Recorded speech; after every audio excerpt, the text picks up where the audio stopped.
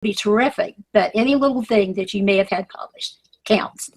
In my book, and I'm sure in yours too, Mark. For sure. So that's quick. Then that's part one. Okay. Part one, and then while you're doing that, you might also want to think about part two, because it is going to be about character development.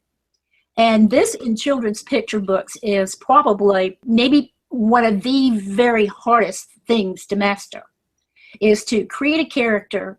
And let's say you have created that character, but can you sustain that character?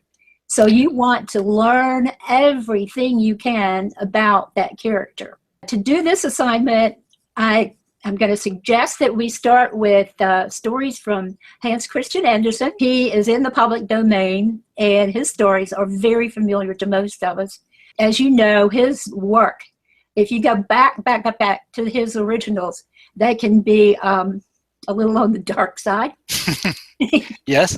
Yeah. There's a little bit of death here and there and that sort of thing. If you think you can get away with it, go ahead and try it. But I'm telling you, if you try to pull something off like that now, you're going to run into the kitty sensibilities police, and you might not, especially with trade publications, you might not be able to get away with that. So I'd be careful about that, although sometimes it is really tempting, I know. So out of those Hans Christian Andersen stories, I have selected The Emperor's New Clothes, The Little Mermaid, The Little Match Girl, The Constant Tin Soldier, The Ugly Duckling, The Flying Trunk, The Shepherdess and the Chimney Sweeper, and Thumbelina. If one of those suits you, don't feel like you have to be limited to just that. But a classic, go find a classic somewhere that really speaks to you.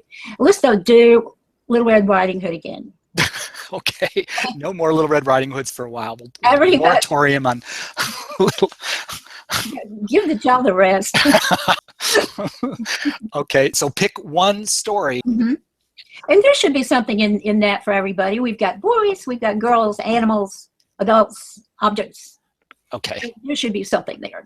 But please, whatever you do, pick something you've never done before. We're going to make this a spot. A piece of spot art. Okay. Be full page or double spread. It does not have to be that, because you don't have time for that. You do have time for a small spot that would let you do a little something, a little bit of action that might be a transition from one major scene to the next major scene. And it could possibly just appear in one corner of the text or at the top of the page, something like that. You figure out what that's going to be. And it does not have to have elaborate backgrounds. I would love to see some action or interaction between a couple of characters, or a character reacting to something. But start, once you've selected what you think you're going to do for your spot drawing, then draw that character over and over and over and over again. It would be kind of nice if you could do it all at one sitting. Sometimes you can't. Sometimes it will just elude you, and you will have to go back and visit that character again. But eventually, that character is going to begin to speak through you. It's like you're channeling that character. Even though you're inventing this character in your head, he's taken over your thinking and coming out through your fingers. You just draw them as much as you possibly can until you feel that begin to emerge, and then figure out what their personalities are. What are they like? Why are they motivated to do what they're doing? What's driving this action for them? If there are more than one character, who dominates?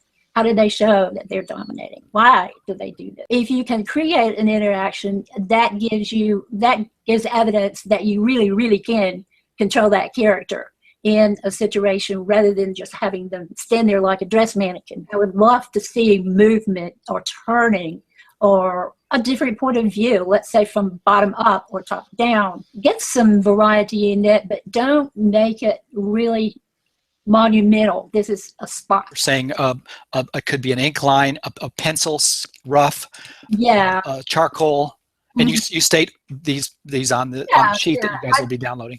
I really don't care what the medium is. I don't think they need to worry about going to color right now, because color palettes are a whole nother thing. So we're just looking for black and white right now. If you're comfortable drawing with pencil, great. Prismacolor grays are good. If you like brush and ink or rapidograph, whatever your choice is. Digital is fine. And any size, again, it can be, just keep in mind that in a kid's book, a spot is not going to be much bigger around than a saucer, let's say. Here we go. Okay. See that? Spot art. A bucket of dirt. It's not taking up the whole page like a regular book illustration. Close enough. One more hoist. There we go. Yeah, a grim subject matter in that case. We've got, but this is Hans Christian Andersen after all. So yeah. What was that illustrating? What story? The Rose Elf. The Rose Elf. None of us has ever heard of. Okay. I don't know. The deadline for this piece of spot art, the spot art rough sketch, is February 22nd. And it does not need to be that finished. See, this is finished. Okay. Make a drawing that. It can be a rough sketch, but we want to see that you're real at home with that character that you're showing, interacting in that little rough spot. And that was a couple of objects. I mean, the swan is animated.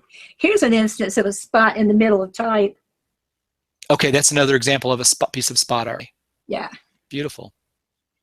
And again, it's finished. Yours is not going to be that finished. You don't have to take it that far unless you want to. I mean, if you've got that time and wish to do so, please do it. But that's not necessary at all. And don't feel like you've fluffed off the assignment if it is not finished. It can be a loose sketch, and we'll take it from there and talk about how you've done with it or where you're going with it. Loraine will be giving some wonderful, helpful instruction and guidance here. How much more complex and full that full page is. You don't need to do that at all. So that's a full page.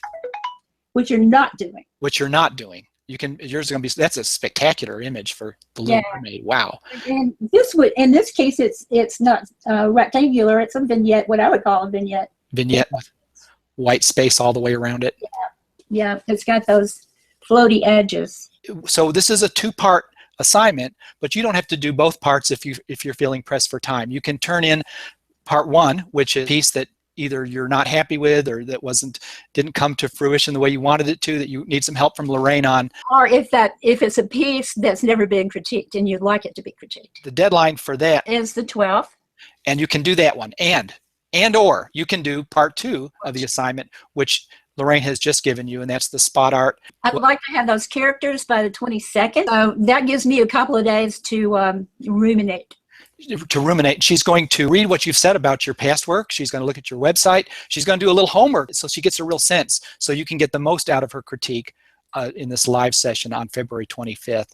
Yeah, and if you've got that blog or the website, that's very much what art directors are doing these days to find their talent. We know that we're giving you guys a tight deadline, simulating real-world scenarios. We're also going to get to hear Loraine talk a little bit about some of the work she's done for Peachtree, kind of give us some behind-the-scenes look at what an art director does, what they're all about, and how they make their decisions about your work, and any other insighty tips she can give us. So February 25th. Right now, 12th, 22nd, 25th. Those 3 days. Big night, 8 o'clock. A big month for critiques here. So Loraine, thank you so much. We're so excited. We're looking forward to this. I'm excited. We will talk to you on the night of the 25th. Yes.